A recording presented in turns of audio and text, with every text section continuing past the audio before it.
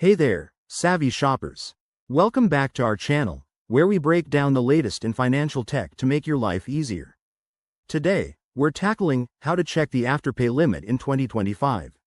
If you're unfamiliar, Afterpay is that awesome buy now pay later service that lets you split your purchases into 4 interest-free payments.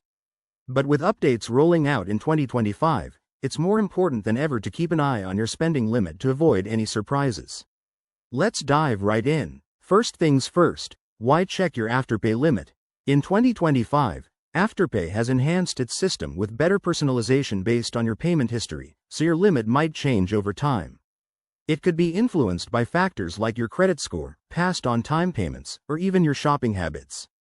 Knowing your limit helps you shop smarter and stay within budget. Alright, let's get to the steps. Step 1. Download or open the Afterpay app on your smartphone, or head to the Afterpay website on your computer.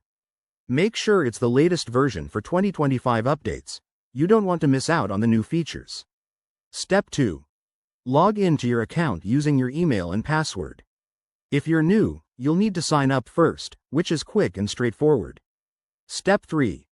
Once you're in, navigate to your dashboard.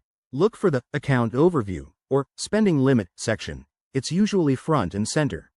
Here, you'll see your current approved limit displayed clearly. Step 4. If you want more details, tap on the limit to view a breakdown.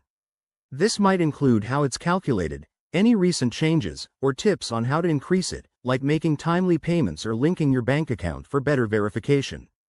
And that's it. Checking your Afterpay limit in 2025 is super simple and only takes a minute. Remember, responsible use of services like Afterpay can build your credit and make shopping stress-free. If you found this helpful, hit that like button, subscribe for more finance tips, and drop a comment below if you have questions. Thanks for watching, and see you in the next video. Word count: 352.